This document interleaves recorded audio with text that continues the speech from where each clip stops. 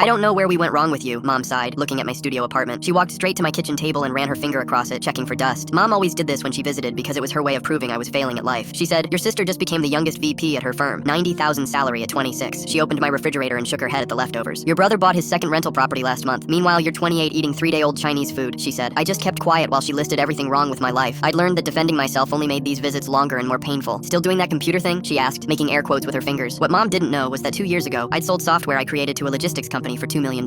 It was boring trucking software that nobody would brag about at dinner parties, but trucking companies needed it badly. I didn't buy a fancy car or a mansion like people expected. Instead, I bought a small apartment building through a property company I named after my grandmother's maiden name. My sister actually lived in one of my buildings downtown. She paid $1,800 a month in rent that went straight to my company. She was always bragging about her apartment with the doorman and rooftop access, but she had no idea I owned the whole building. My brother's firm rented 2 floors in my commercial building across town. His corner office that Mom loved posting photos of was in my building, and I'd literally signed his lease renewal last week. After expenses, I made about $12,000 profit every month from all the properties. My family had no idea about any of this. I lived in this studio because I liked keeping things simple and small. The next morning, Mom called a family meeting at my sister's apartment. She called it an intervention, and I knew this was going to be bad. "He needs our help. Real guidance," Mom announced to my siblings like I was a lost cause. My sister immediately pulled out her phone. "My friend needs someone for data entry. 15 an hour, but it's a start," she said. My brother offered he could live with me, sleep on my couch until he saves up. They talked about my future like I wasn't even sitting there. Community college came up first, then entry-level jobs, then moving back home with Mom. Mom said, "You need structure. A real 9 to 5. My sister nodded eagerly. "And a savings account. I can teach you about investing," she said. "First, he needs income. I know someone in our mailroom. 12 an hour, but great benefits," my brother corrected. "Maybe we could co-sign a car loan so he can get to a real job," Mom suggested. They spent 40 minutes planning how to fix my broken life. Trade schools got mentioned several times. Night classes came up too. Someone even suggested food stamps at one point. My sister actually pulled up job listings and started reading them out loud to everyone. "This one's perfect. No experience required," she said excitedly. I sat there in my own building while they planned out my minimum wage future. When I came back from getting more coffee, they were complaining about their landlord. "My rent just went up $150. Same management company as always though," my sister complained. My brother asked, "Which company?" "Something with my grandmother's maiden name. They own half of downtown," she said. My brother got excited suddenly. "That company owns our office building. My boss has been trying to meet the owner for 2 years. Wants to negotiate our lease," he said. My sister laughed at that. "Good luck. Nobody knows who owns it. They say it's some young person who made money in tech." Mom scoffed at the idea. "Probably inherited it. These kids today think they're geniuses because they got lucky once," she said. My brother pulled up his phone. "Actually, my boss researched them. The owner started with 1 building 2 years ago. Now they have 6 properties worth over 12 million, he said. 12 million? My sister whispered. "And they're completely anonymous. Only communicate through lawyers and managers," my brother continued. Mom shook her head in disgust. "Making millions while real people work real jobs. It's shameful," she said. "I'd kill to meet them. Imagine learning from someone that successful," my sister said. Mom laughed bitterly. "Successful? They're probably some spoiled brat who got lucky with computers, not like people who work their whole lives." That comment really stung because my own mother thought what I did was shameful. My phone rang right then. I didn't recognize the number, but I answered it anyway. The voice said clearly, "Is this the owner? This is regarding your counteroffer on the downtown property." The room went completely dead silent. My brother just stared at me with his mouth open. "Did he just say owner?" my sister whispered. I said, "Call me back," and hung up the phone. Everyone was still staring at me. My brother looked like he was going to be sick. "You're the owner," he said. It wasn't even a question. Mom's mouth opened, but nothing came out for several seconds. My sister was counting on her fingers and then gasped when she figured it out. I said, "The trucking software, 2 years ago." "But you live in a studio," Mom managed to say. "By choice," I said.